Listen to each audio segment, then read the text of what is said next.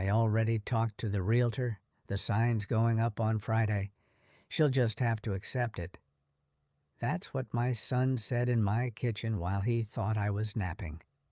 His voice wasn't cruel, exactly, just brisk, like he was talking about moving an old couch out to the curb. I was standing in the hallway, one hand on the little wooden key rack by the front door, the one shaped like a tiny house. The hooks were cold under my fingers, 3 keys hanging there, one hook empty where my husband's car keys used to be. Mark's words floated through the half-open kitchen door and sat heavy in my chest. In that moment, the house felt suddenly smaller, like the walls had eased in an inch.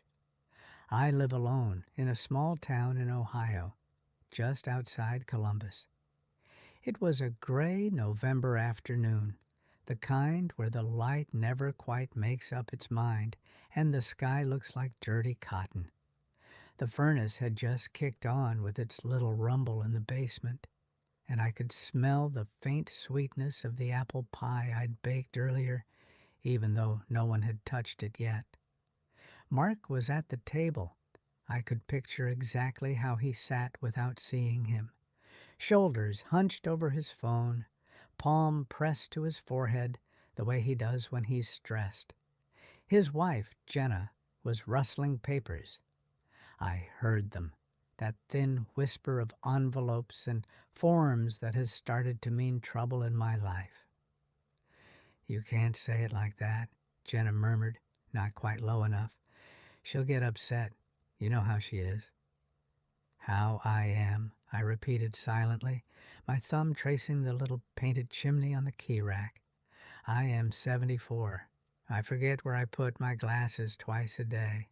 I mix up my grandchildren's soccer schedules. But I remember the day we hung that key rack 40 years ago, when this house was noisy and new to us and smelled like fresh paint and fried chicken. My husband, Tom, held it against the wall and asked if I wanted it higher or lower. "It's your house," he said, smiling, sawdust in his hair. "You decide." That's what I remembered while my son, born under this very roof, planned to sell it as if I were a suitcase he needed to move. I let my hand drop from the key rack and smoothed the front of my cardigan. The hallway mirror caught a glimpse of me, gray hair pinned up, a faint flour smear on my cheek from baking, my good pearl earrings in because Mark and Jenna were coming over to talk paperwork. When your children say they want to talk paperwork, it never means something small. I took a breath and walked into the kitchen. I didn't shuffle or lean on the wall, though my left knee ached like a bad secret. "I'm not deaf, you know," I said, as evenly as I could. Mark startled and turned, phone still in his hand. Jenna's eyes flicked from me to the table, where a folder lay open, thick with forms. "Mom," Mark said, putting on that patient voice that feels like a pat on the head, "you should be resting. We're just trying to figure a few things out before we bother you with details." "Details?" I repeated. "Like the sign going up on Friday?" He flushed, the way he used to when I caught him sneaking cookies before dinner. "You weren't supposed to hear that part," he muttered. Jenna gave him a small look, the kind wives give when they've warned their husbands, and now they are silently saying, "I told you so." "Sit down, Carol," she said to me, her tone light, almost chipper. "Let's at least have some pie while we talk, okay?" My name sounded strange in her mouth. My husband always called me Carrie. My friends call me Carol, sure, but they do it with a history behind it, with the years stitched into the syllables. With Jenna, it's like she's speaking to a client. I sat at the table, though not because she told me to, because my knees wanted the chair, because the kitchen table has been command central of my life. Homework and Thanksgiving turkeys and balancing checkbooks and consoling teenage tears over dumb boys. I rested my hands on the worn wood, feeling the little ridges left by generations of elbows and pencils. The apple pie sat in the center, untouched, the edges of the crust already losing their crispness. "So," I said softly, "let's talk." For a moment, no one spoke. Outside, a car drove by, tires hissing on wet pavement. In November in Ohio, that wet cold comes right up through the floorboards, and even with the heat on, I could feel it in my ankles. "Mom," Mark began, "you know we've been worried about you living here alone. The stairs, the shoveling in winter. Remember last January when you slipped on the back porch?" I remembered. I also remembered getting myself up, bruised but intact, before anyone could see. "I remember," I said. "I also remember making it 74 years without anyone needing to make my decisions for me." He sighed, long and weary. "It's not like that. We're just trying to be proactive, responsible." He gestured to the folder. "The market is good right now. Houses like this, older, big yards, they fetch a decent price. We could get you into a condo, something all on one floor, closer to us. Closer to the hospital, too, which is important now." Now, the word hung between us. He meant since my blood pressure scare in May and the little spell in August when I forgot what day it was and mixed up my pills. It had scared me, too, that August morning, standing in the bathroom with the orange bottles lined up and my mind suddenly blank. That blankness felt like someone had turned down the dimmer switch inside my skull. But I'd called my neighbor, Linda, and she'd sat with me, and by evening I was stirring soup and laughing about it. Still, the story had traveled down to Mark in a straight line, and I saw how his eyes had changed afterward. He started watching me the way you watch a pot that might boil over. "I'm not arguing that things are different," I said slowly. "I know my limits. I stopped driving at night. I gave you the keys to the Buick after that little scrape in the Walmart parking lot." He pounced. "Exactly. That's responsible. And this is the same thing, Mom. The house is too much. The roof, the furnace, the yard. You shouldn't worry about those things anymore." Jenna folded her hands. Her nails were pale pink, glossy. She glanced at me, then at the folder. "We talked to a realtor," she said, "just to explore options. She said properties in this neighborhood sell fast. Families want the school district. It would give you a nice cushion, you know, for care down the line. We're thinking ahead." There it was again. We, not you, not even I. We. I looked at the folder, then at my son. His hair is thinner now, and there's a little pocket of exhaustion under his eyes. He works long hours at the plant, and the last recession took a bite out of their savings. I know that. I also know Jenna's mother lives in Florida in a big, breezy condo on the water and calls Jenna every week to share photos of her pool and the new man she's seeing. Life doesn't feel fair when you compare mothers. "And what did you decide in your exploring?" I asked, keeping my voice mild. That was always my trick with Mark growing up. If I raised my voice, he shut down. If I stayed calm, he would tell me everything, even the things that hurt to hear. He rubbed his jaw. "We went ahead and signed a listing agreement," he said finally. "It's just a contract with the realtor, no big deal." Jenna lifted her hands, palms out. "It doesn't mean it's sold yet, Carol. It just puts the house on the market. It's like—" She searched for a metaphor. "Like putting a maybe sticker on it. Nothing's final." "Uh-huh," I said. The room tilted just a bit in my perception, the way it had that morning with the pills, but I kept my face steady. "And when does this maybe become a definitely?" Mark exhaled. "There's already interest. She has a couple coming to see it Saturday. They're serious buyers, so we need to be ready." "Ready how?" I asked. My voice climbed a little without my permission. "I need you to pack up the essentials this week," he said, not quite meeting my eyes. "We can start moving things into storage. Then, when the offers come in, you won't be scrambling. If we get a good offer, things move fast. Sometimes you only have like 30 days or less." He shifted in his chair, then pushed on. "Honestly, Mom, it would be better if you could be mostly packed in the next day or so. Just your most important things. Clothes, medications, papers. The rest we can sort through later." There it was, the line that would sit in my bones. "So," I said quietly, "you're telling me you've put my house up for sale and I have, what, 24 hours to pack my life into boxes?" The kitchen fan hummed overhead. The refrigerator compressor kicked on with a low drone. Mark opened his mouth, closed it again, then said, "I didn't say 24 hours. "You didn't need to," I replied. "You said the next day or so. It's the same thing when you're my age. I move slower now. My days are shorter." Jenna leaned forward. "We're not throwing you out, Carol.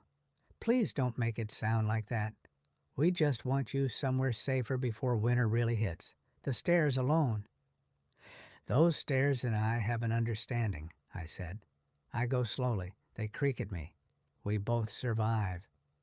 Mark rubbed his temples. "Why do you always joke when things are serious?" "Because if I don't, I might cry," I thought, but I didn't say it. Instead, I took a fork and cut into the pie, the crust flaking under the pressure. The apples were still warm inside, soft and cinnamon sweet. I slid a piece onto a plate and set it in front of him.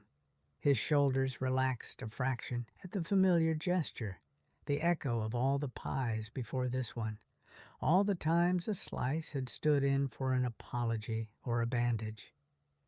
"Eat," I said. "Then we'll look at your papers."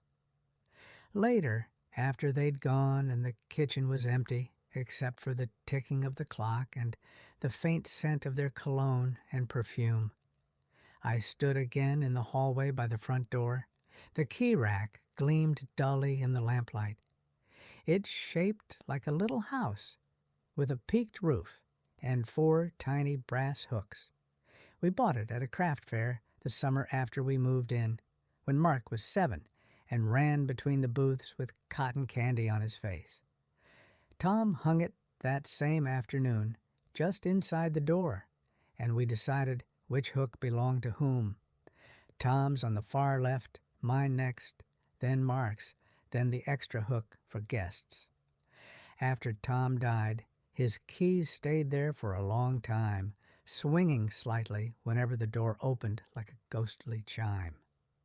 One day, without really deciding, I took them down and put them in the top drawer of my dresser.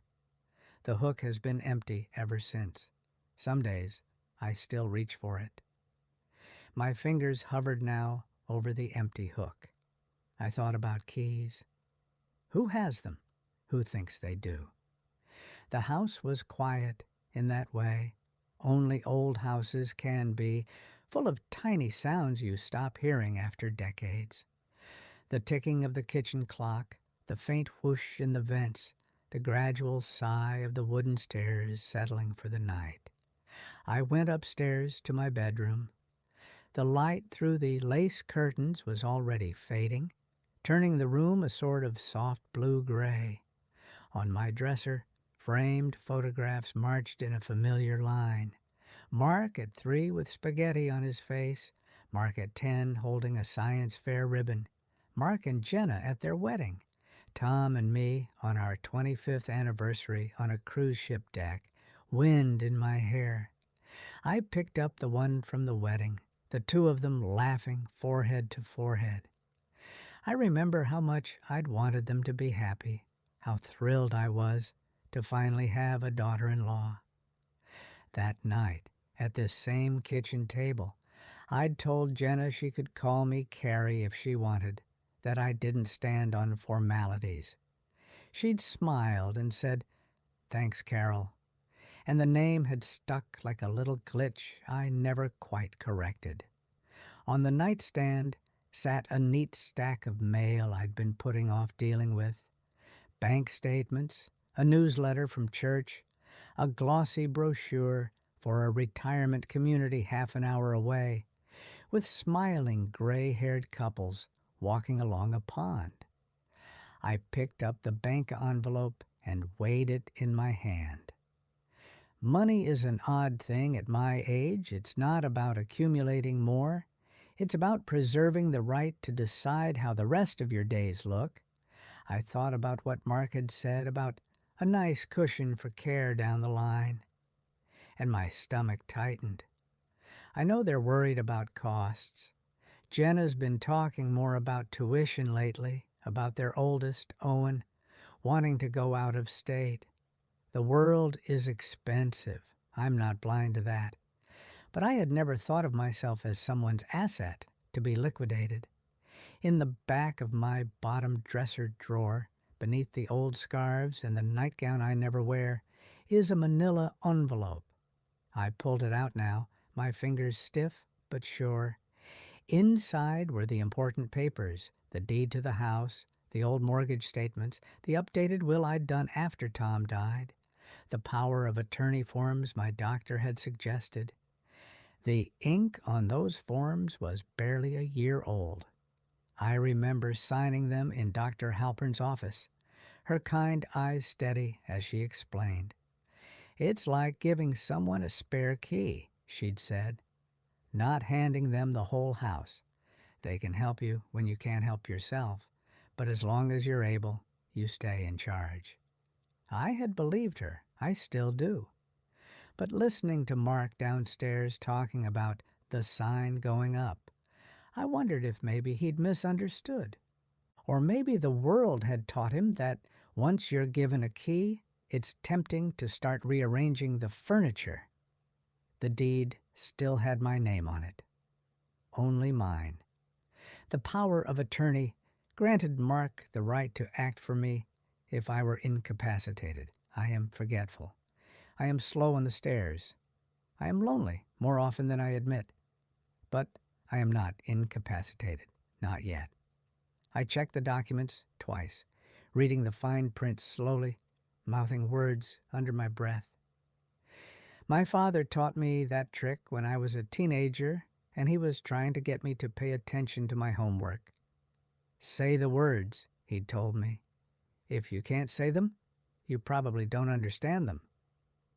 I understood enough. Downstairs, my phone buzzed on the counter. A text from Mark appeared when I finally went to look. "Sorry if we blindsided you. Just want what's best. Love you." A minute later, another. "Think about the condo near us. They have a shuttle to the grocery store and everything. It would be good for you, Mom." I stared at the screen, thumb hovering. Technology makes it easy to respond without thinking, to fill the silence with little digital bandages. I put the phone face down instead. The kitchen window showed the backyard, the maple tree now almost bare, leaves in a wet, dark carpet. That tree has held a tire swing, a treehouse, and once, for a week, a silly yellow ribbon when Tom came back from a work trip, and Mark insisted we welcome him like a soldier. Seasons pile up in a place.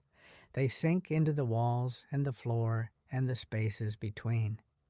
I made myself a cup of tea, the way I always do when I need to think. Kettle on, mug out, tea bag in. While the water heated, I walked to the front hall again, drawn like a magnet to that key rack. I remembered the day last spring when Mark had quietly taken my car keys off their hook and slid them into his pocket after I told him about the near miss at the intersection. "It's just temporary," he'd said, "until we figure something out." We never talked about it again. That's the thing about small losses. If you don't name them, they disappear into the background like a radio turned down low. "You keep taking keys," I murmured now, my fingers curling around the empty hook. "You don't even realize." The kettle whistled, and I went back to the kitchen, poured the steaming water, watched the tea darken. My hands shook a little, just enough that a small arc of water splashed onto the counter. I wiped it up with a dish towel, fussed over nothing for a minute just to avoid thinking about everything. My neighbor, Linda, stopped by around 6.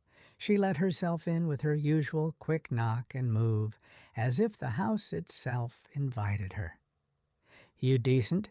she called from the front hall. "As decent as I ever am," I answered. She followed the smell of tea and pie to the kitchen.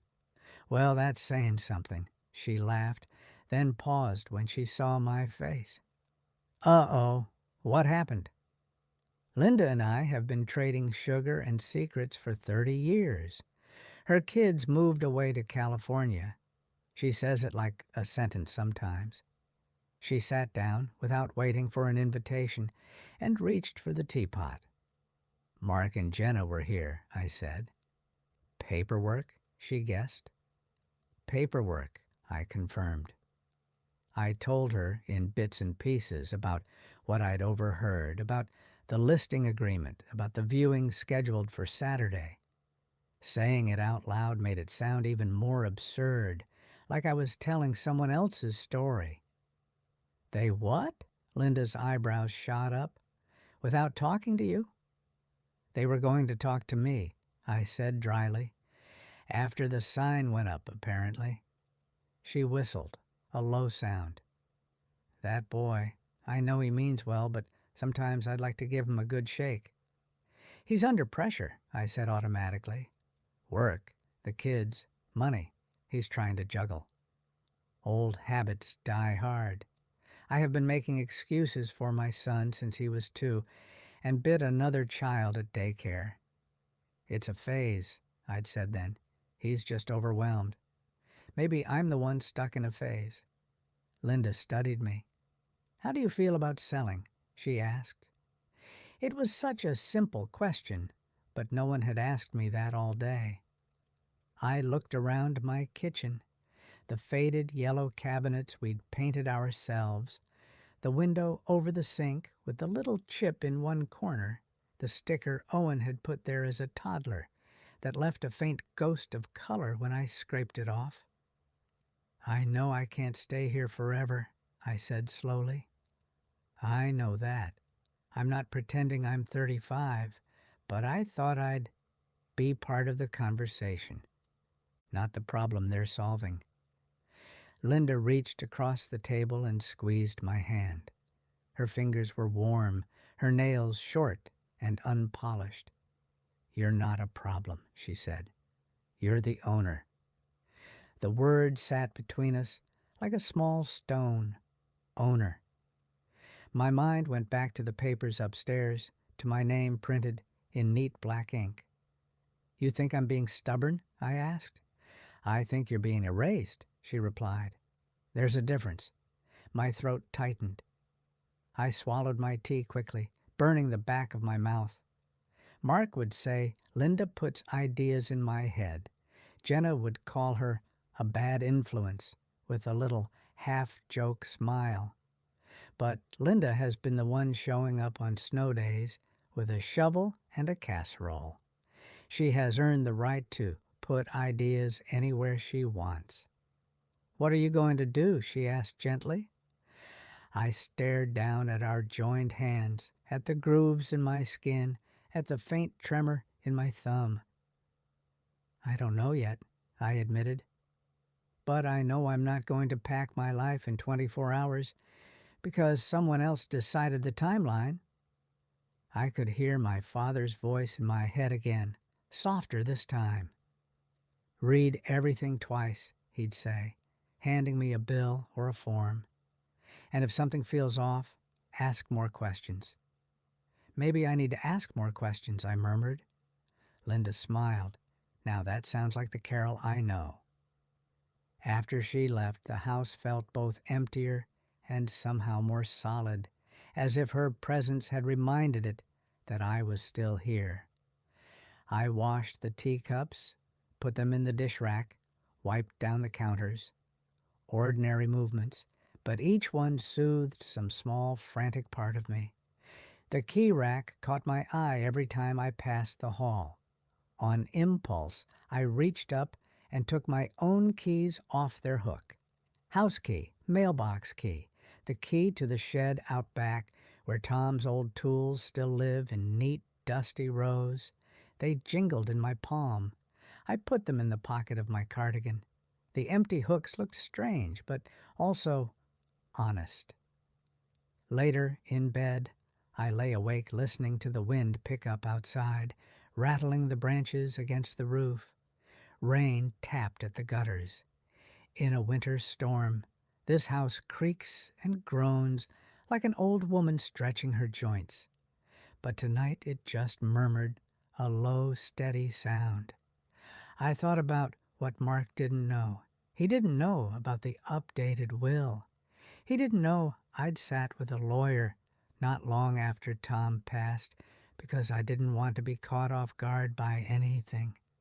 He didn't know I had a small separate account with money from my parents' estate.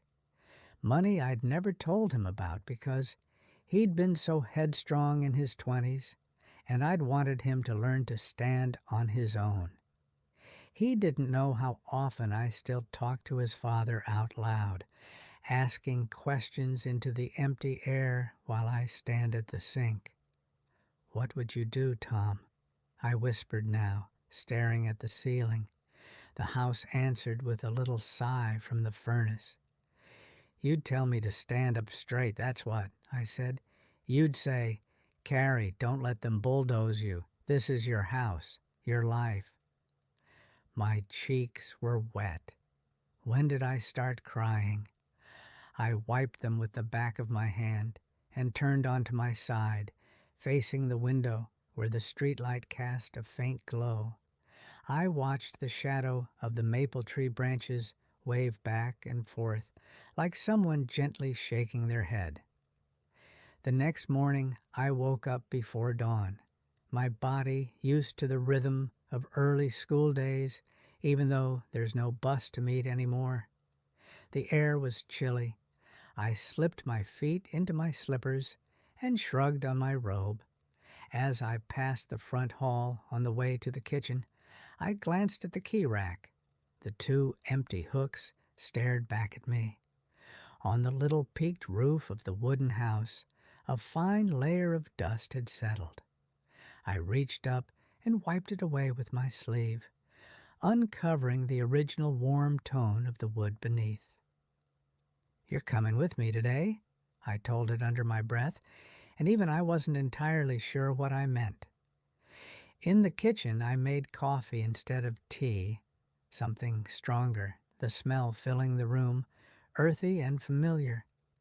I cut myself a small slice of the now cool pie and ate it standing at the counter, looking out at the pale strip of sky lightening over the neighbors' rooftops. My phone buzzed again. Another text from Mark, bright and efficient even through the screen. "Morning. Can swing by after work to start boxing books, if you're up to it. Maybe we can look at some listings together. Love you." I typed out, "Let's not box anything yet. I have some things to check first." Then I deleted it. I tried, "I'm going to the grocery store this morning. I'll call you later." Deleted that too. Finally, I put the phone down altogether, the way you put down a heavy bag to stretch your shoulder. I walked back to the front hall and touched the little wooden house on the wall. It has 4 tiny nails holding it up, Tom had put them in straight and careful, measuring the height with the tape measure he always kept on his belt. On an impulse that felt both reckless and oddly calm, I lifted the key rack off its nails. It came away easier than I expected, leaving 4 small, pale circles on the wall where the paint hadn't faded. I held the little house in my hands for a moment. It felt surprisingly light. I took it into the kitchen and set it on the table, right in the middle where the pie had been yesterday. I sat down across from it, my fingers laced together.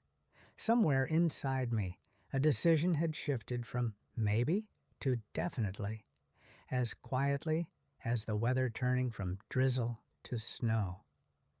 I wasn't entirely sure what I was going to do yet, but I knew this much. I was not going to be a piece of furniture someone else could list and sell. Not without, at the very least, hearing my own voice at the table. I didn't set out that morning with a plan, not really, just a quiet thrum under my ribs that felt a little like determination and a little like fear. And as I stood there at the kitchen table, staring at the wooden key rack, the little house shape with its empty hooks and that tiny painted chimney, I realized I'd been holding my breath for the better part of 20 minutes.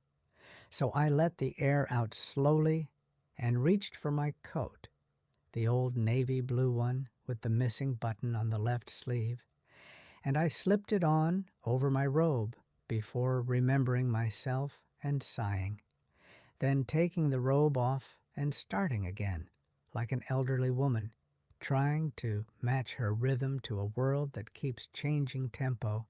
And once I finally had myself put together enough for public view, I tucked the key rack into my tote bag, wrapped in a dish towel, because something in me said it needed protection, though from what I didn't know, maybe just from being handled roughly after so many years hanging like a quiet sentinel at the door.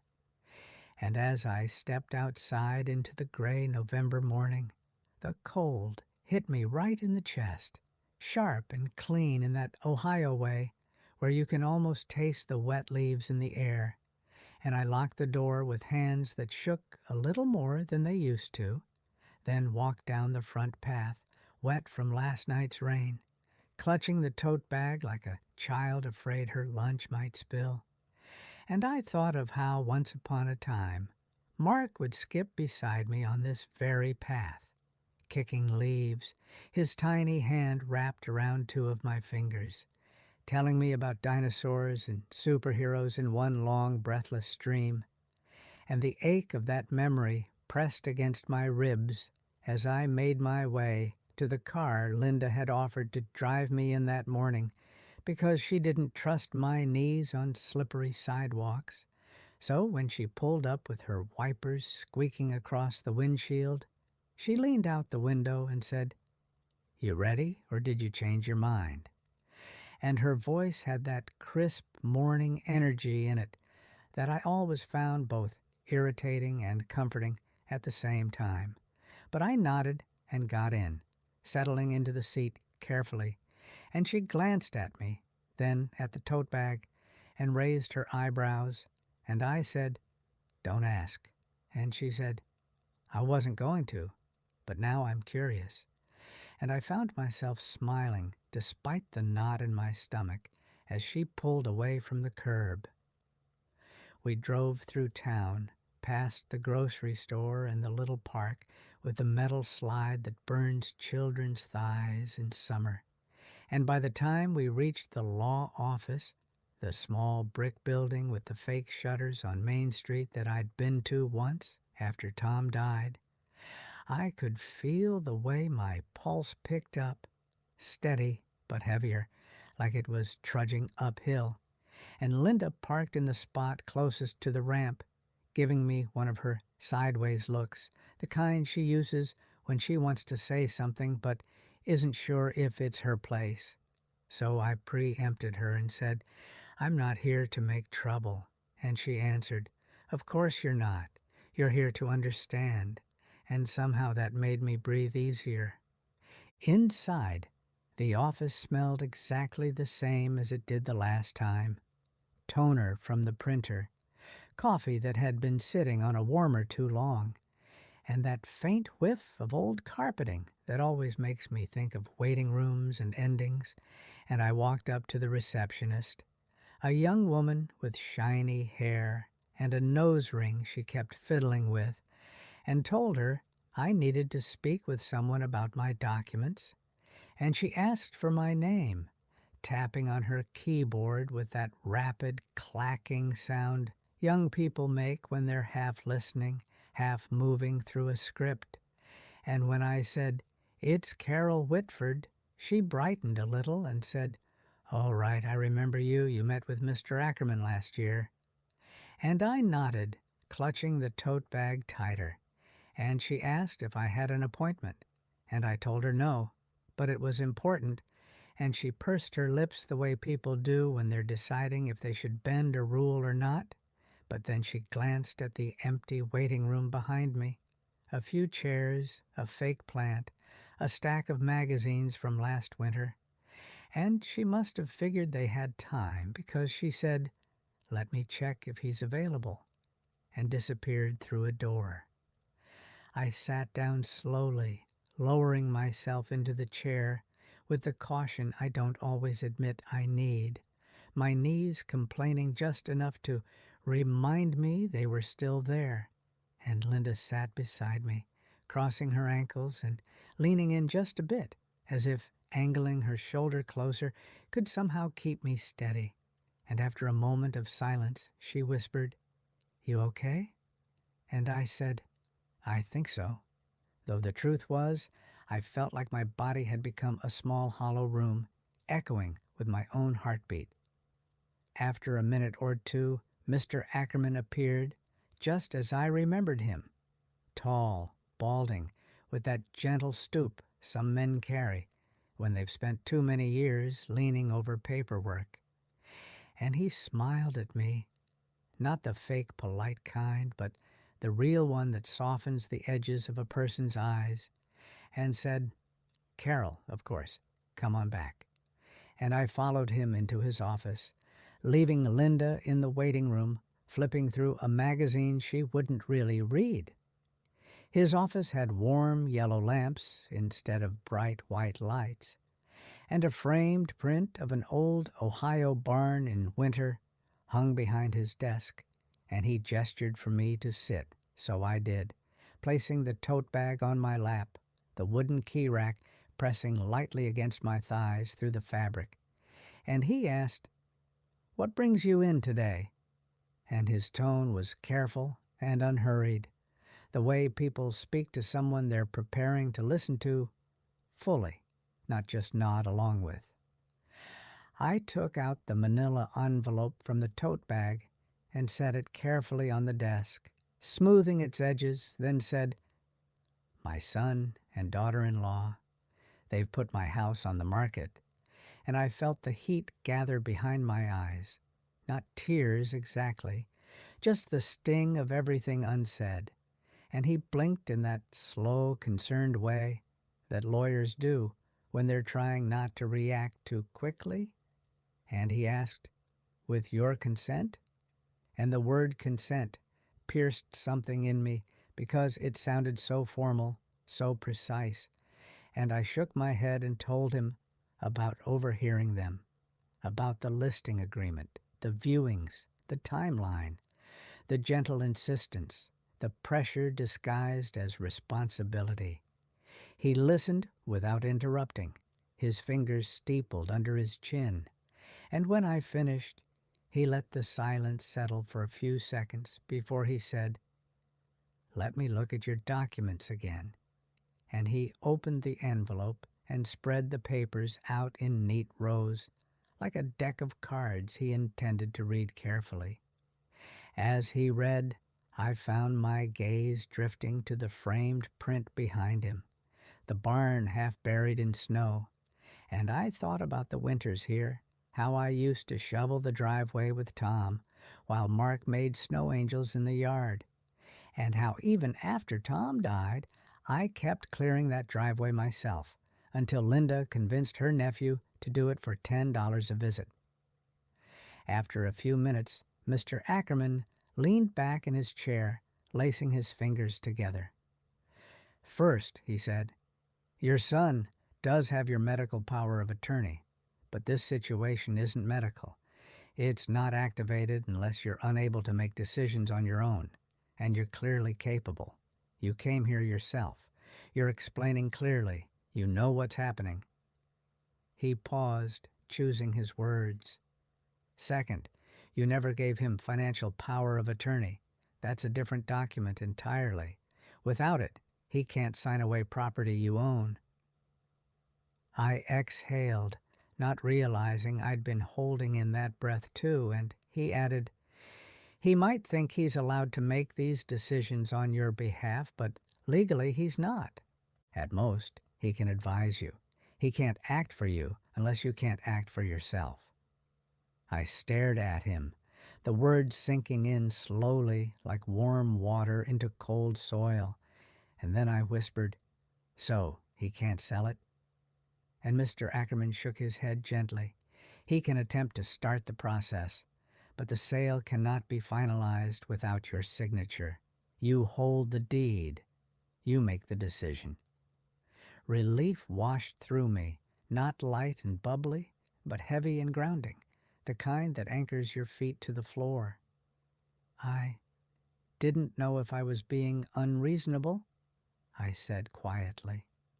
"You're not," he replied, his voice softening. "You're protecting something that's yours. There's nothing unreasonable about that." I nodded, then looked down at the wooden key rack I'd pulled from the tote bag without noticing, the tiny house resting in my hands like a question, and he smiled faintly. "That looks well loved." 40 years, I murmured. "It held our keys, our comings and goings, the whole rhythm of our life." I hesitated, then asked, "Is it foolish to care this much about a house?" He leaned forward, folding his arms on the desk. "Homes are chapters of our lives," he said. "You don't throw out a chapter before you finish reading it."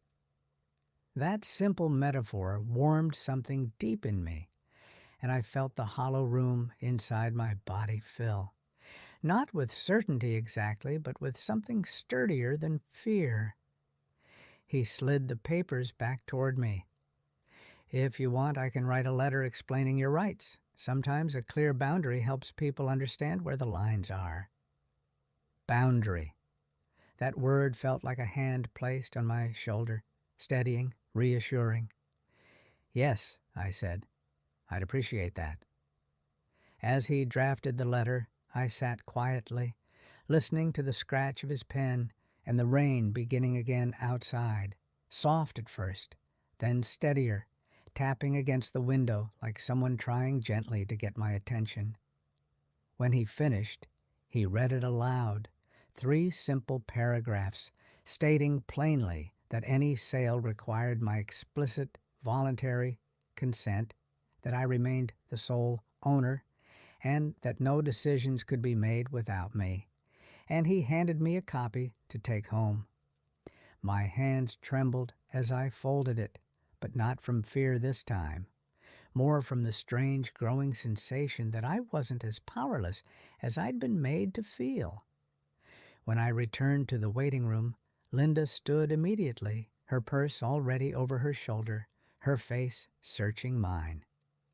"Well?" she asked. I lifted the envelope and the letter. "I'm not helpless," I said. "I just forgot for a little while." The relief that crossed her face was almost comic in its intensity, and she hugged me right there in the middle of the waiting room, her perfume, lavender and something citrusy, settling around me like a soft scarf. On the drive home, the rain grew heavier, streaking the windshield, and Linda asked, "What are you going to tell Mark?" And I held the tote bag tighter, feeling the wooden key rack shift slightly inside it, and said, "I'm not sure yet, but I think I need to talk to him before the realtor comes on Saturday." "Do you want me there?" she asked. I shook my head. "No, not for that. This needs to be between us." "He won't like it," she murmured. "Maybe not," I answered, "but he doesn't have to like it. He just has to listen." When she dropped me at my house, she squeezed my arm and said, "Call me if you need backup." And I smiled because that's exactly what she'd say if we were preparing for a school committee meeting, not a confrontation between mother and son. And I stepped out into the rain, pulling my coat tighter around me. The house looked the same as it always had. White siding, dark shutters, the maple tree out front, leaning a little to the left, as if bowing to some silent rhythm. And yet it felt different now, as if it was waiting to hear what I would say. Inside, the warmth of the furnace greeted me, carrying the faint cinnamon scent from yesterday's baking, and I set the tote bag on the kitchen table, pulling out the wooden key rack and placing it gently where it had sat that morning, its hooks still empty. And as I brushed a thumb over the little roof peak, I realized I wasn't just protecting a house. I was protecting the part of myself that still wants to decide what happens to me. The clock ticked steadily on the wall, soothing and familiar, and I made myself a cup of tea, the routine settling my nerves. And as I stood there, stirring in a little honey, I heard the mailbox clatter outside, the mail carrier's quick footsteps splashing through puddles, and something in that ordinary sound, paper delivered, day proceeding, life continuing, brought a small, steadying calm to my chest. When I opened the mailbox, the cold metal stung my fingers, and inside were 2 envelopes, a utility bill, and a postcard from my church about the upcoming holiday bazaar. I held the postcard for a moment, tracing the picture of the knitted scarves and jars of jam, remembering all the years I'd volunteered, the laughter in the kitchen, the smell of chili simmering in the fellowship hall. And I thought about how many pieces of my life still belonged to me, how many parts of my days no one else could sign away.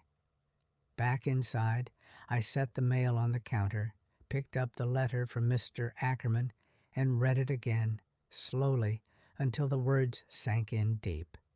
Then I folded it and slipped it into the drawer beneath the phone, right next to the notepad where I keep grocery lists and the pen that always runs out at the worst times. I glanced at the clock. It was nearly noon. Mark would be on his lunch break soon. I considered calling him, telling him calmly to come over tonight because we needed to talk, but I hesitated, picturing his shoulders tensing, his voice tightening, the way he tries to make decisions quickly so he can go back to fixing whatever problem he thinks he's solving. Instead, I walked to the front hall and looked at the blank space on the wall where the key rack had hung. The pale rectangle of paint, a shade lighter than the rest, looked like a doorway to a memory. I touched the wall lightly, then the key rack on the table, and I felt something shift in me, small but unmistakable. Not defiance exactly, more like a quiet reclaiming. The afternoon passed in a slow, contemplative rhythm. I dusted the living room, polished the frame around Tom's picture, straightened the blankets on the couch. These small rituals, the ones my hands remember even when my mind is crowded, brought me back into myself. Around 4, the phone rang. Mark's name lit up the screen. I paused, letting the first ring pass, then the second. And on the third, I answered. "Hi, Mom," he said, sounding tired but trying for cheerful. "Just checking in. Did you get my text this morning?" "I did," I said softly. "Mark, we need to talk." There was a beat of silence. "Okay," he said cautiously. "Do you want me to come by? We can start sorting a few things if you're ready." I looked at the key rack on the table. "No," I said, my voice steady. "I don't want to sort anything today. I want to talk." He hesitated. "Is everything all right?" "Not particularly," I answered. "But that's why we need to talk." "Tonight?" he asked. "Tonight," I confirmed. When we hung up, I sighed, a deep, shaky breath that seemed to come from the soles of my feet. I sat at the kitchen table, the key rack before me, and rested my hands beside it, palms open. The house hummed around me, as if listening. I wasn't sure how the evening would unfold, what words might be exchanged, or how the fragile balance between love and fear might tilt. But I knew this. I wasn't going to be silent at my own table. And as the light faded into that early November darkness, I felt something in me settle, not resolved, not finished, but bracing itself, gently but firmly, for whatever came next. I spent the hour before Mark arrived moving slowly through the house, not out of frailty, but because I needed the movement, the small rituals, the quiet, steadying motions that let my thoughts unfurl in their own time. And as the late afternoon grayed into evening, I found myself polishing the wooden key rack again, wiping the tiny roof peak with the corner of the dish towel, even though it was already clean, and the act soothed me in a way I couldn't quite explain. The small domestic gesture grounding me as the wind outside rattled the last leaves on the maple tree, and the street lights blinked on one by one, as if the neighborhood itself was settling in for the night. But my heart beat a little faster with each passing minute, counting down to a conversation I knew would not be simple, and I kept glancing at the clock on the kitchen wall, that old ceramic one shaped like a rooster, the tick, tick, tick steady as breathing, reminding me that time keeps moving whether we are ready or not. And around 6:30, headlights swept across my front windows, a slow arc of light sliding across the living room before coming to rest in the driveway. And I took a breath, then another, the way the nurse had shown me after my blood pressure scare. Long inhales, slow exhales. And when the knock came, a soft, polite knock, the kind Mark uses when he's not sure what mood he'll find. I felt a tiny tremor run through me, not fear exactly, but the anticipation of speaking truths I'd spent years learning to swallow. I opened the door, and there he was, shoulders hunched against the cold coat collar turned up, his hair damp from what must have been a brief drizzle on the drive over, and for a moment, just a moment, he looked like the boy he used to be. Arriving home after playing too long outside, cheeks red, trying to read my face before deciding whether he was in trouble. And I stepped aside to let him in, closing the door behind him as the warmth of the house wrapped around us both like a familiar blanket. "Hey, Mom," he said with a small smile that didn't quite reach his eyes, and he glanced around the hallway, perhaps noticing the pale rectangle on the wall where the key rack had hung for 40 years, and his brow furrowed. "Did it fall?" he asked, pointing at the blank space. "No," I said gently. "I took it down." He blinked, uncertain, then followed me to the kitchen, where the wooden key rack rested on the table like a quiet witness to everything that had happened and everything that was about to. And he stared at it for a moment, confused, maybe uneasy, though he tried to mask it with the practical tone he always used when discussing home repairs. "If a hook came loose, I can fix it," he offered, pulling out a chair. "It's not broken," I said, taking the seat across from him. "I just wanted it down." The overhead light cast a warm glow across the table, highlighting the fine lines around his eyes that I hadn't realized had deepened in the past few years, and he drummed his fingers lightly on the wooden surface, a habit he's had since childhood whenever he's bracing for a difficult conversation.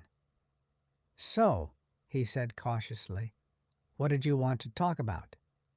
His tone was gentle, but underneath it I recognized something else. Uncertainty, perhaps even discomfort, because this time the narrative wasn't starting from his script. I folded my hands, feeling the smooth grain of the table beneath my knuckles, and said, "Mark, I know about the listing agreement." The change in his posture was instant, a slight flinch, a tightening of the jaw, a subtle defensiveness settling over him like armor. "Mom," he began, "I was going to tell you. You were going to tell me after the sign went up," I said softly, not accusing, just stating a truth. He pressed his lips together. "We were waiting for the right moment. You've been under stress lately. I didn't want to overwhelm you." I ran my thumb slowly along the edge of the key rack. Overwhelming me would have been telling me I had a day to pack my things. He winced at that, his shoulders curling inward. "I didn't mean it like that," he said. "I know how it sounded. Things move fast in real estate, Mom. We were trying to make sure you weren't caught unprepared." "But I was," I replied, my voice low but steady. "I was caught completely unprepared because the conversation started without me." He looked at me for a long moment, and something flickered across his face. Not anger, not irritation, but something closer to guilt, or perhaps confusion at seeing his mother speak to him with such directness. "Mom," he said carefully, "I need you to understand. I'm scared for you. You fell last winter. You keep forgetting your pills. You don't always remember appointments. I'm trying to help. I'm trying to be responsible." I nodded, acknowledging his fear, because I knew that underneath his practical tone there was love, though tangled with urgency and pressure and whatever burdens he wasn't sharing. "I know you're worried," I said gently. "I'm not ignoring that, but you made decisions for me instead of with me." He opened his mouth, then closed it again, his fingers tapping faster, and after a long pause he said, "I thought I was doing the right thing." "The right thing," I repeated slowly, "would include my signature." His eyebrows lifted slightly, confusion pulling his gaze toward mine. "Your signature?" he echoed. I reached for the manila envelope I'd set on the counter earlier and pulled out the letter from Mr. Ackerman, placing it on the table between us. Mark leaned in, eyes scanning the first few lines, his expression tightening the way it used to when he realized he'd made a mistake on his homework. "Mom," he said slowly, I'm not trying to go behind your back legally. That's not—" "I know," I said, my tone softening. "But you did start the process. And you didn't tell me." He raked a hand through his hair, a gesture I remembered vividly from his teenage years. Everything feels urgent.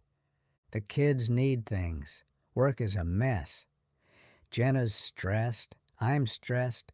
There's never enough time. And I figured if we could just get the sale started, then once it was in motion, we'd sit down with you and talk through the details. And it would all feel more manageable. For you, I said gently. Manageable for you. The wind rattled the kitchen window, and he looked at me, eyes narrowing slightly in thought, realization creeping in slowly like dawn light. "I wasn't trying to push you out," he murmured, sounding almost surprised at hearing the words aloud. I just didn't think you'd make a decision on your own, not quickly enough. For years I had let him believe that, perhaps through my own hesitations, my own willingness to let him step in when life felt too heavy. But I could feel something inside me strengthening now, a quiet spine straightening. You didn't give me the chance, I replied. He swallowed. I guess I didn't. Silence settled between us, thick and dense, but not hostile. More like fog you had to walk through slowly in order to find the path. After a moment, he reached out and ran a fingertip along the edge of the key rack, almost absently. Why did you take it down? I drew a breath, the kind that carried more meaning than words.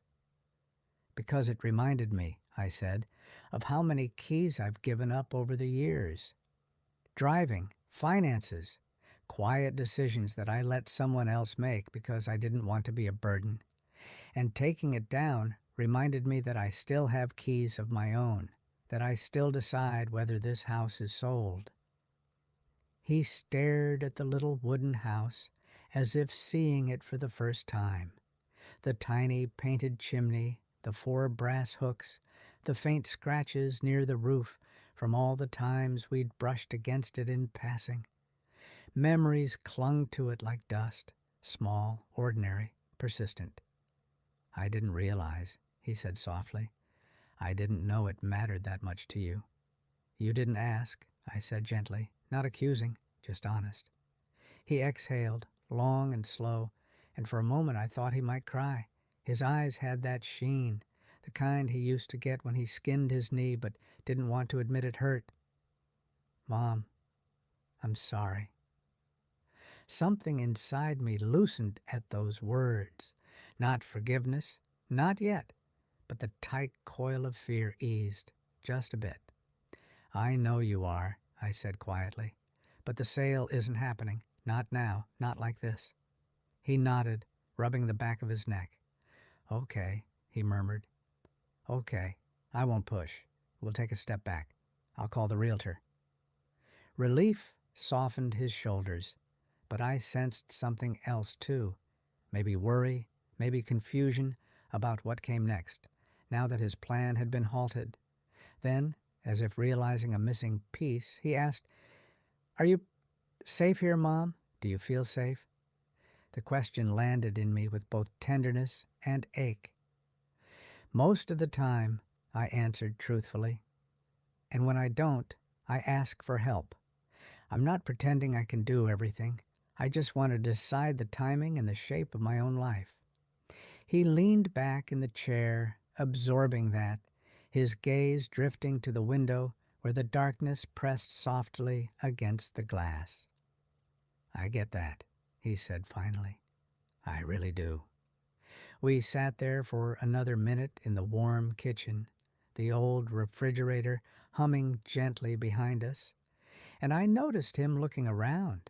The cabinets he once helped paint when he was 12, the dent in the baseboard where he'd dropped a box of pots one Christmas, the faded rug under the table that had survived decades of spills and muddy shoes, and something softened in his face. This house it's a lot of history, he murmured. I nodded. It's more than boards and paint. It's the story of us. He swallowed, his Adam's apple bobbing. I got overwhelmed, he admitted. With everything going on, I thought moving you somewhere smaller, safer, closer, it would solve things, but maybe I rushed. Maybe, I said, allowing a faint smile. But rushing comes from caring sometimes, just misplaced caring. He chuckled softly, rubbing his eyes. I guess so. We talked for a while longer. Gentle things, practical things, nothing heavy or decisive. Just two people navigating the fragile terrain between love and fear. And when he eventually stood to leave, he hesitated at the doorway, glancing back at the key rack still lying on the table. Do you want me to hang it up again? he asked. I looked at the empty hooks, the small wooden house, the blank space on the wall waiting for it. Not yet, I said. I want it there for now. He nodded slowly, accepting that answer without argument, and stepped into the hallway, pulling on his coat. I'll call the realtor in the morning, he said, and we'll figure everything else out together, okay? Together, I repeated softly. When the door closed behind him, I rested my hand on the key rack again, tracing the grooves in the wood, and for a moment the house felt intensely quiet, the kind of silence that settles only after a storm begins to pass. I took a breath, long and filling, and carried the key rack upstairs to my bedroom, setting it gently on the dresser beside Tom's photo, the tiny wooden house framed in the warm lamplight. Something in me felt different now, not resolved, not at peace, not yet, but steadier, clearer, as if I'd stepped into a room inside myself that I hadn't visited in years.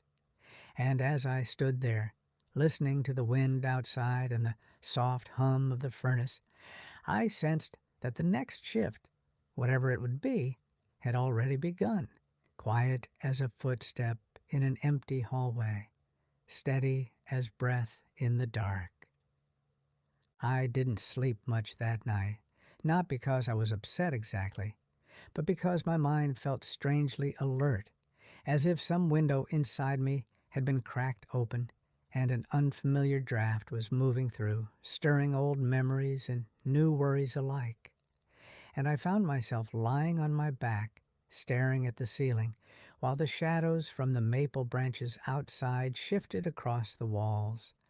And every so often I would glance toward the dresser where I'd placed the wooden key rack, the little house shape catching the faint glow from the streetlight, looking almost like a small guardian keeping watch. And sometime around 3 a.m, I finally drifted into a thin, restless sleep, the kind that feels less like rest and more like floating just beneath the surface of your own thoughts. And when dawn came, pale and muted through the curtains, I rose slowly, my joints stiff, but my mind oddly steady, and I shuffled to the bathroom, brushed my teeth, splashed cool water on my face, and as I wrapped my robe tighter around myself, I caught my reflection in the mirror. Hair tousled, eyes tired, but something in my expression seemed firmer than usual, as if the conversation with Mark had settled into me overnight, deepening rather than fading. And I stood there for a moment, studying that face, the lines etched by years and laughter and grief. And I whispered, one step at a time, because I knew there was still so much unsaid, not just with Mark, but with myself, about what staying in this house really meant for me now. Downstairs, the house felt unusually still, the way it often does after an emotional day, as if it too needed time to absorb the shifting currents under its roof. And I made myself a cup of tea, letting the steam warm my face, and I sat at the kitchen table, staring at the spot where the key rack had rested the night before, now empty but still carrying the imprint of its weight in my mind. And I traced my fingertip across the wood grain, the kitchen quiet, except for the soft hum of the refrigerator and the occasional groan of the furnace waking up to push warmth through the vents. And I thought about how even silence has a weight in a home, a kind of pressure that asks to be acknowledged. Around 9, Linda appeared at my back door, tapping once before letting herself in, carrying a small container of her homemade oatmeal muffins, and she gave me that look of hers, half concern, half curiosity, as she set the container on the counter. "So," she said, unwrapping her scarf, "how'd it go?" I told her, slowly, carefully, about the conversation with Mark, the apologies, the acknowledgement, the first steps toward clearing the air. And she listened with her usual attentiveness, occasionally nodding or raising her eyebrows, and when I mentioned the letter from the lawyer and Mark's reaction to seeing it, she let out a low whistle. "Good for you," she said. "About time he saw you can stand up for yourself when you need to." "Standing up is one thing," I murmured. "Staying standing is another." She set a muffin on a plate and slid it toward me. "You will," she said simply. "You always do." But even as she spoke, I felt a flicker of doubt, because the truth was that part of me still wasn't convinced, still wondered whether Mark might change his mind under pressure, or whether Jenna, whose voice had been conspicuously silent last night, though I knew she'd be talking to him soon enough, would push him toward what she believed was best. Linda noticed the shift in my expression. "You think they'll bring it up again?" she asked. "I think," I said slowly, "that worry in a person doesn't disappear just because you give them better information. It finds new places to settle, new ways to justify itself." She considered that, then shrugged lightly. "Well, you have facts now, and boundaries, and the letter. If they try again, you'll handle it." "Maybe," I said. "But knowing something legally and feeling it emotionally are two different things." She placed her hand over mine. "Yes," she said softly. "But you're learning to trust yourself again. I can see it."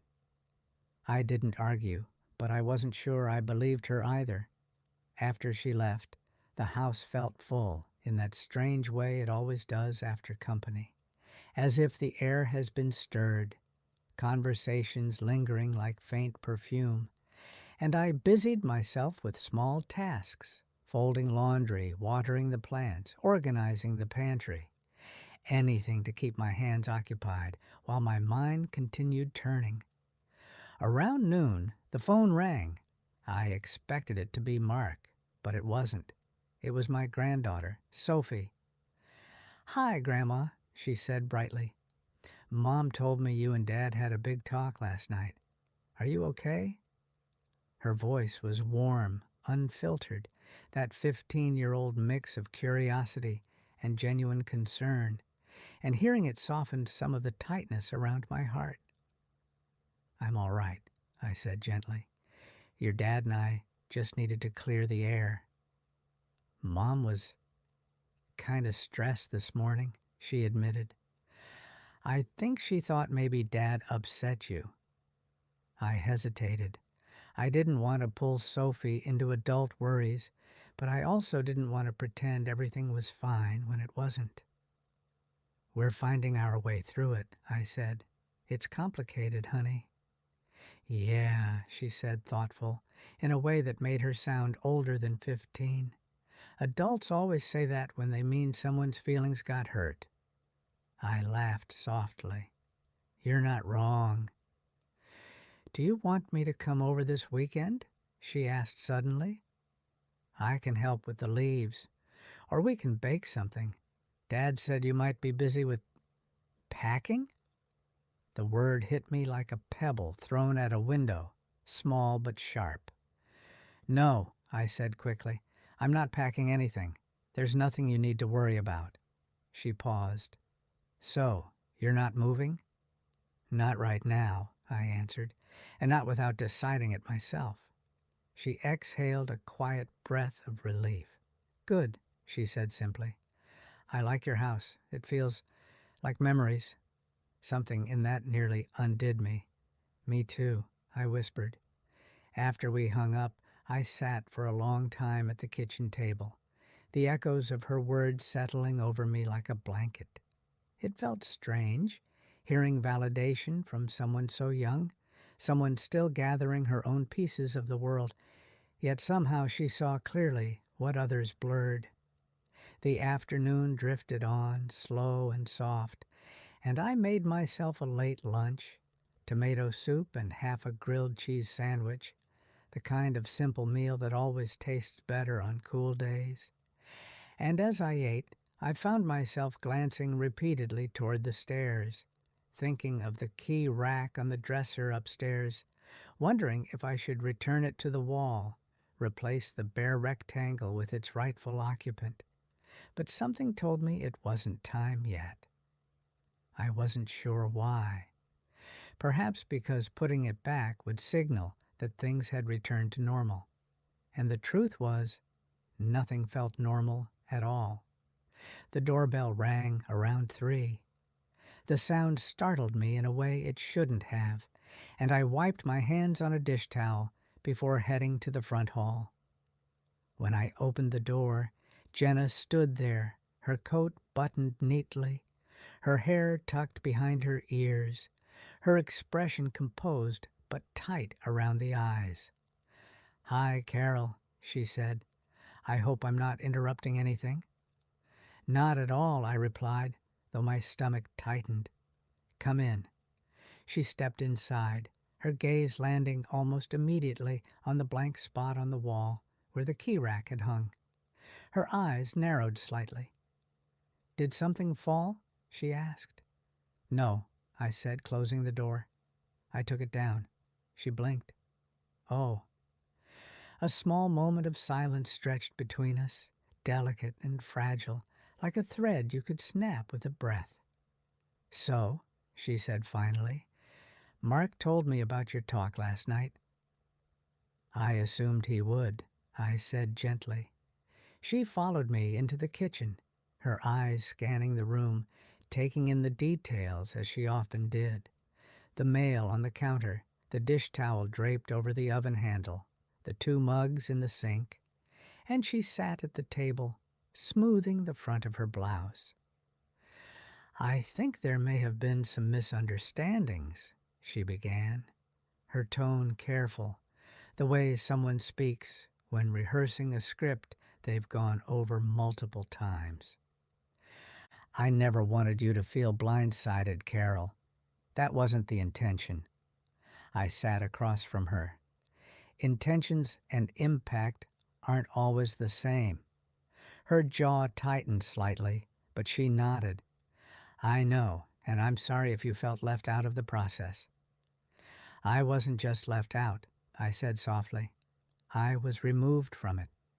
Her eyes flickered, and she took a slow breath.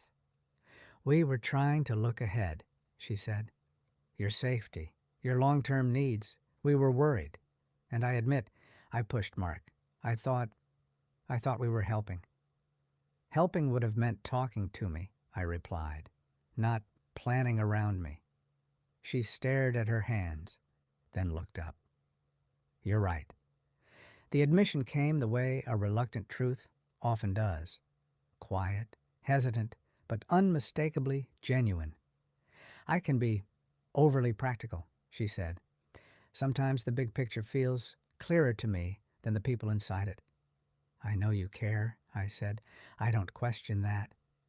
But this house isn't a problem to be solved." Something softened in her expression then, a crack in the polished veneer she always wore. "It's just, I watched my grandmother decline so quickly," she said suddenly. "One fall, then another, then a broken hip. And she wouldn't listen to anyone. It was so hard. And when I look at you and I see the stairs and the winter and the little moments you brush off, I worry we'll lose you the same way." Her voice wavered, and for the first time in a long time, I saw her not as the polished woman who managed schedules and budgets and carpools with brisk efficiency, but as someone afraid, deeply, earnestly afraid, of losing another person she cared for. My heart softened. "I understand your fear," I said gently. "I truly do. But fear doesn't give permission to take away someone's choices." Her gaze drifted to the counter, where the corner of the lawyer's letter, peeking from the drawer, could be seen if you knew where to look, and she swallowed. "Mark told me about the letter," she said. I didn't realize. Legally, I mean, I didn't realize we'd crossed a line. You crossed an emotional one, too, I said. A more important one. She nodded slowly. I see that now. A long silence followed, not heavy this time, but contemplative, as if both of us were sifting through the space between intention and action. Finally, she said, "What do you want, Carol? Not just about the house, about all of it." I breathed in deeply. The question was so simple, yet carried the weight of everything unsaid between us for years. "I want," I said slowly, "to stay here until I'm ready to leave, not until someone else decides I should." She nodded. "Okay." "And I want," I continued, "to be included in conversations about my life, even when they're difficult, even when you're worried I'll say no." Her eyes met mine, and for the first time in years, I saw real humility there. "All right," she whispered. Then, in a gesture that surprised me, she reached out and lightly touched the back of my hand. "We'll do better," she said. "I'll do better." The sincerity in her voice softened. Something in me I hadn't realized had grown rigid. We sat there quietly for another minute, the house around us warm and gentle, and when she stood to leave, she paused at the doorway, glancing again at the empty space on the wall. "It looked nice there," she murmured. "The key rack." "I know," I said. "I'll hang it back up when I'm ready." She nodded, understanding more than the words expressed, and slipped out into the cool afternoon. After she left, the house felt peaceful in a new way, a way that seemed to hum with possibility rather than tension.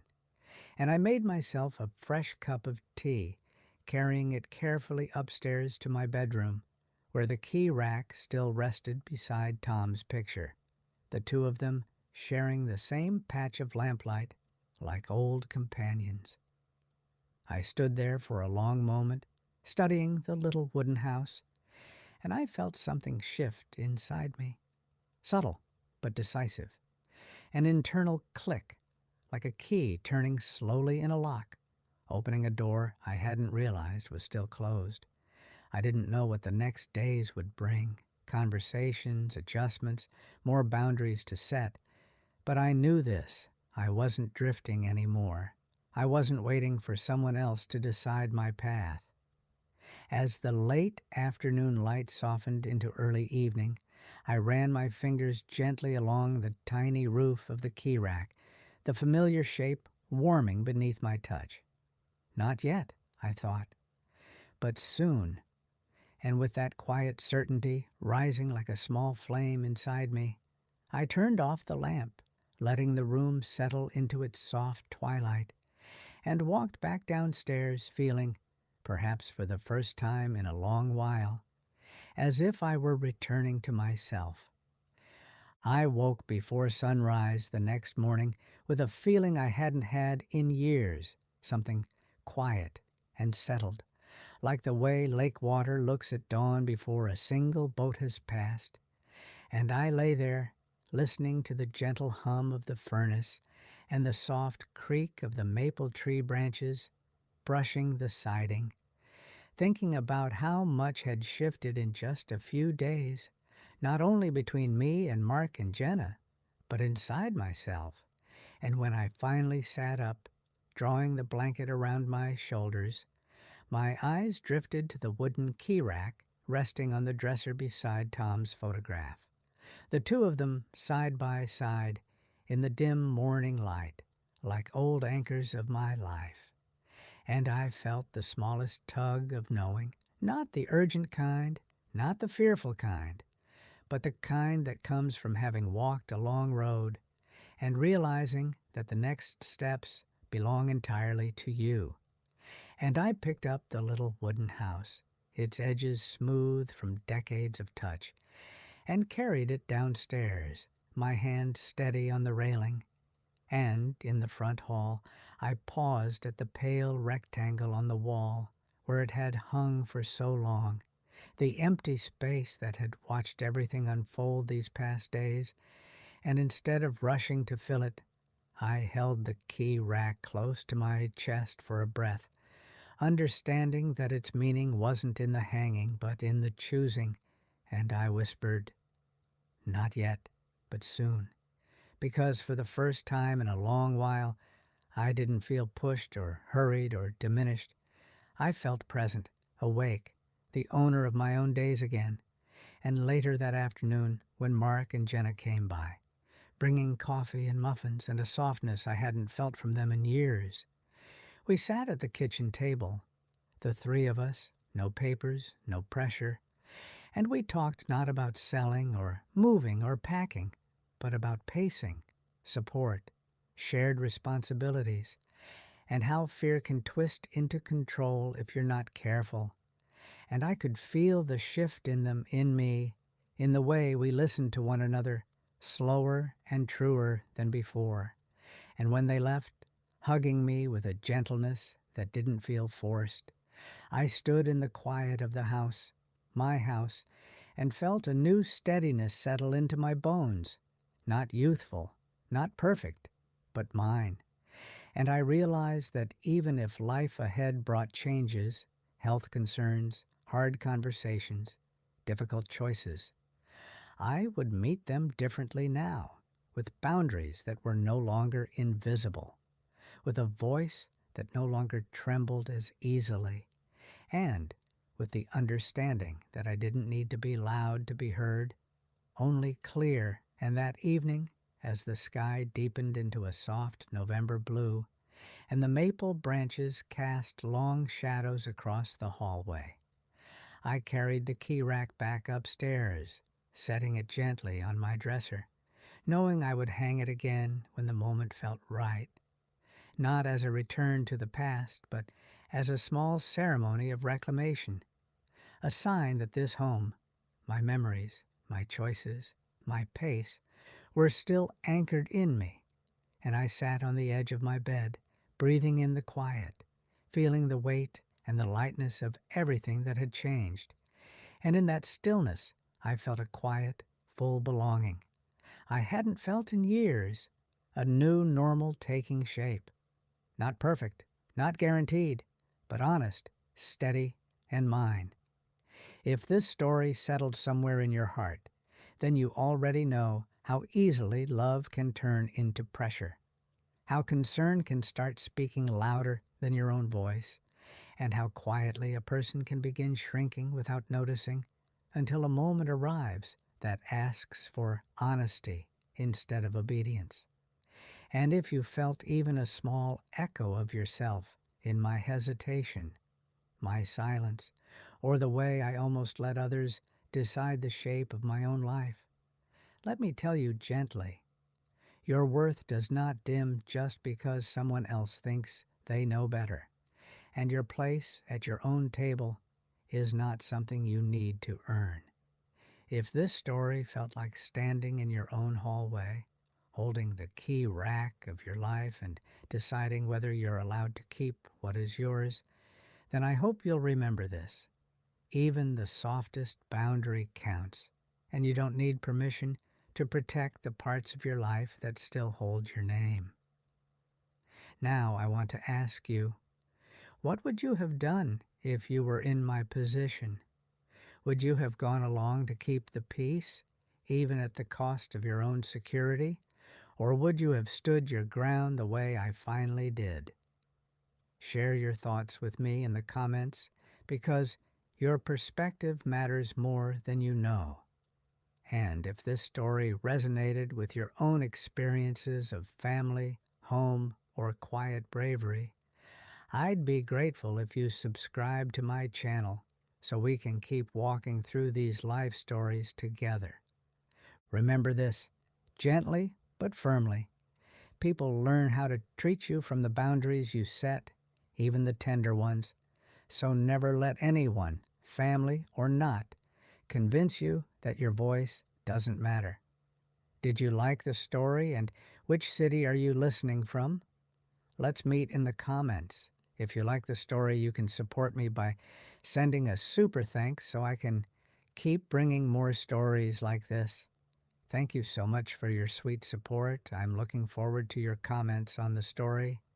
On the screen, you can see 2 new life stories that I highly recommend.